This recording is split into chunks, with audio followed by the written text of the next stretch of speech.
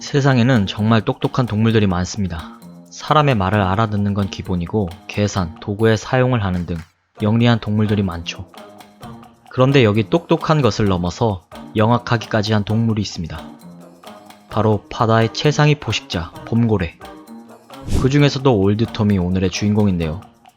톰은 자신의 이익을 위해 인간들이 자신의 이웃격인 고래를 사냥하는 것을 도왔습니다. 과연 톰에게는 어떤 사연이 있었을까요? 간단한 지식을 알아보는 시간. 이번 주제는 마지막 고래 사냥꾼, 범고래 올드톰의 이야기입니다. 학명 오르키누스, 영문명은 킬러 웨일. 바다의 최상위 포식자인 범고래에게 붙여진 이름입니다. 이름에서 알 수 있듯이 킬러라는 섬뜩한 뜻을 가지고 있고 그의 학명인 오르키누스 또한 죽음의 신 오르쿠스에서 따온 것이라고 합니다. 바다는 넓고 다양한 생물, 심지어 범고래보다 훨씬 크고 공격적인 고래나 상어가 많은데 범고래는 어떻게 최상위 포식자 위치에 있을까요? 앞서 말했듯 범고래는 상당히 영리하고 사악한 동물입니다. 얼마나 영리한 동물이냐면 집단 생활을 하는 범고래는 무리마다 사용하는 언어가 따로 있고 의사소통을 해 사냥 시에도 전술을 이용합니다. 육지에 있는 동물을 바다에 빠뜨려 사냥하기 위해 고의로 파도를 일으키거나 빙하의 경우 빙하를 부셔 물에 빠뜨리는 행동도 보이죠. 자신보다 큰 동물인 고래를 사냥하는 경우도 있는데요. 성공률이 높진 않지만 효율적인 파티 사냥으로 한 놈을 다굴하는 바다에선 거의 깡패 같은 놈들입니다. 범고래의 이 높은 지능이 얼마나 사악한지 단적으로 보여주는 예가 하나 있는데 참치잡이 배들이 던져놓은 그물에 참치가 다 잡힐 때까지 기다렸다가 한 번에 잡아먹는 경우도 있었습니다.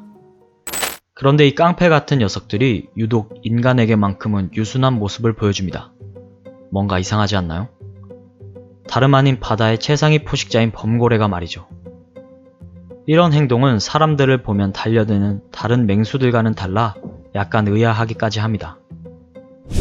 범고래가 인간에게 유순한 모습을 보이는 이유에는 두 가지 설이 있는데 하나는 범고래 자신이 인간보다 하등한 생물이라고 생각해 공격하지 않는다는 고등생물 인정설과 과거에 인간들에게 사냥을 많이 당해 공격하지 않는다는 학습설이 있지만 둘 다 반박할 수 있는 사료가 존재해서 아직까지 그 이유에 대해서 확실하게 알려진 바는 없습니다. 한간에서는 인간이 맛이 없어서일 수도 있다고 하네요. 여하튼 인간에게 유독 약한 모습을 보이는 범고래가 저지른 죄 중 가장 소름 끼치는 일이 하나 있는데요. 바로 인간들의 포경을 도왔다는 이야기입니다.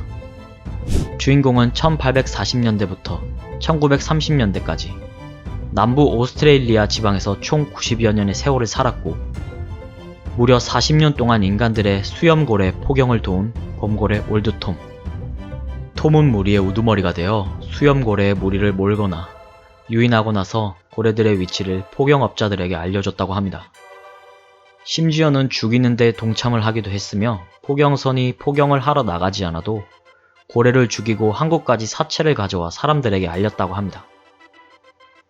고래잡이가 최고조일 기간 동안 인간들과 톰이 합동해 잡은 수염고래의 수가 22마리였다고 하니 실로 어마어마한 수치입니다. 톰이 인간을 도와 이웃격인 대형고래의 포경작업을 도왔던 이유는 본인들의 생존을 위해서였는데요. 인간들은 주로 고래의 지방, 뼈, 가죽 등의 부분을 필요로 했기 때문에 손질하고 남게 되는 혀나 입술 같은 고래의 살코기를 얻어먹기 위해 톰의 무리는 고래 사냥에 동참하게 된 것이죠. 사실 범고래들이 인간들을 도와 고래 사냥을 시작한 것은 이번이 처음은 아닙니다. 19세기 초에 오스트레일리아의 작은 마을인 에덴은 고래들이 남극을 머물다 북극으로 가게 될 때 지나게 되는 길목이 있었는데요. 이곳 연안에서는 인간들의 무차별적이고 많은 포경 작업이 이루어졌습니다. 하지만 이곳은 원래 범고래 무리들의 사냥터였기도 해서 먹이가 부족해진 영리한 범고래는 인간들과의 경쟁 대신 협동을 택하게 됩니다.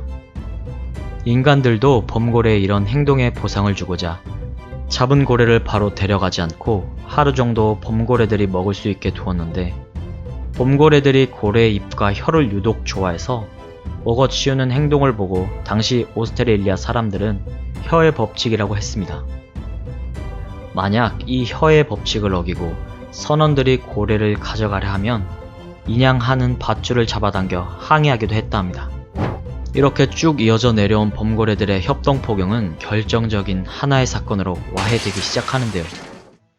바로 인간들이 사냥 중에 범고래 무리 중 한 마리 티피라는 녀석을 죽이게 된 것입니다.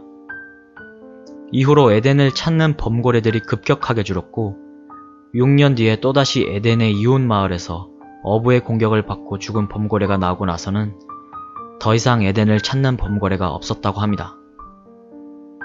마지막까지 에덴의 앞바다에서 유일하게 발견되는 범고래는 톰의 무리였고 이전 세기부터 거슬러온 학살급의 포경 때문에 나날이 고래의 개체가 급격하게 줄어 톰이 죽을 때쯤엔 에덴 연안에서는 고래를 찾아보기 힘들었다 합니다. 그렇게 줄어든 포경으로 톰 또한 모기가 많이 없어졌고 사후에 발견된 톰의 사체에서는 위장이 텅텅 비어 있었다고 합니다. 톰이 죽고 나서는 톰의 무리가 포경 작업을 돕는 일이 없었고 자취를 감추었으니 아마도 톰이 인간들의 고래 사냥을 도우는 마지막 세대였을 것 같은 느낌이 강해 듭니다. 본인의 무리를 굶기지 않기 위해서 인간들과 고래 사냥을 했던 톰. 어떤 이유가 됐던 톰의 행동은 정말 영리하면서도 사악한 행동이었다는 생각이 드네요.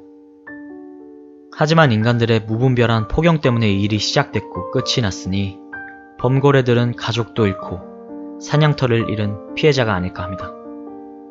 이번 영상은 여기까지입니다. 시청해주셔서 감사합니다.